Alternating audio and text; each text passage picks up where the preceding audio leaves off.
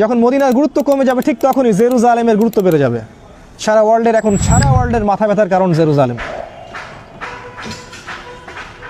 ঠিক তখনই শুরু হবে তারপরের কথা, যখন মদিনার গুরুত্ব কমে যাবে, জেরুজালেমের গুরুত্ব বেড়ে যাবে, ঠিক তখনই শুরু হবে মালহামা। এই হাদিসটা রাসূল তার সাহাবীকে বলছেন, তার নাম মুয়াজ ইবনে জাবাল। মুয়াজ ইবনে জাবালের ঘাড়ে হাত রেখে তিনি বলছেন, মুয়াজ, তারপরেই শুরু হবে মালহামা। তো মালহামা কি? তিনি বলছেন, মালহামা হচ্ছে এমন যুদ্ধ যেটা মানব জাতি কখনো কল্পনাও করেনি।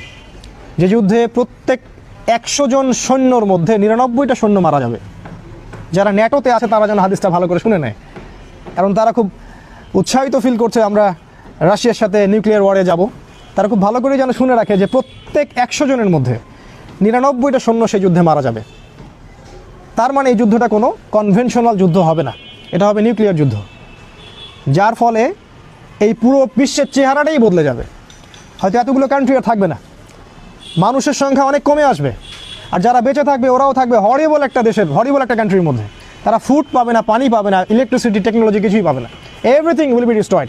শুধু তাই নয়, সূর্যের আলো পৃথিবীতে আসবে না, যেমনটা সূরা দুখানের মধ্যে আছে যে পুরো আকাশ ধোঁয়ায় ছেয়ে যাবে, সূর্যের আলো পৃথিবীতে আসতে পারবে না। আপনারা পারমাণবিক বিস্ফোরণের এই মাশরুম ক্লাউডগুলো দেখেন, সারা ওয়ার্ল্ডকে ঢেকে দিবে। তিনি বলছেন এই মালহামায় এইরকম একটা অবস্থা হবে যেটা আমাদের সামনে। আর অফকোর্স আমাদের যারা স্কলার্স অফ ইসলাম তারা বেশিরভাগই হালুয়া, রুটি, বিরিয়ানি খাচ্ছেন এবং ঘুমাচ্ছেন, এগুলো নিয়ে তাদের কোনো মাথা ব্যথা নেই। মাসিহুদ দাজ্জাল, যেই মাসিহের অপেক্ষায় স্টেট অফ ইসরায়েল বসে আছে, তাদের একজন মাসিহ আসবেন এবং সেই মাসিহ যখন আসবেন তখন সারা ওয়ার্ল্ডকে তারা রুল করবে। কিন্তু তারা এটা বুঝতে ব্যর্থ হচ্ছে যে সেই মাসিহ ছিলেন ঈসা আলাইহিস সালাম, আর এই যে মাসিহ আসছেন সে হচ্ছেন মাসিহ কাযযাব, মিথ্যাবাদী মাসিহ, যাকে রাসূল সাল্লাল্লাহু আলাইহি ওয়াসাল্লাম প্রফেসাইড করেছেন যে তিনি হচ্ছেন মাসিহুদ দাজ্জাল। এন্ড অফ হিস্ট্রির সাথে ইহুদি, খ্রিস্টান, ইসরায়েল, ব্রিটেন, আমেরিকা এবং মুসলিমদের একটা ঘনিষ্ঠ সম্পর্ক আছে। ইতিহাসের শেষ পার্টটা বুঝতে হলে আপনাকে এই সব কিছু নলেজের সাথে ইসলামিক এই কোরআন এবং সুন্নাহর নলেজগুলোকে একসাথে মিলাতে হবে, তখন গিয়ে আপনি একটা পথ খুঁজে পাবেন। আর শেষ করার আগে আমি যে কটা কথা বলতে চাই সেটা হলো এই যে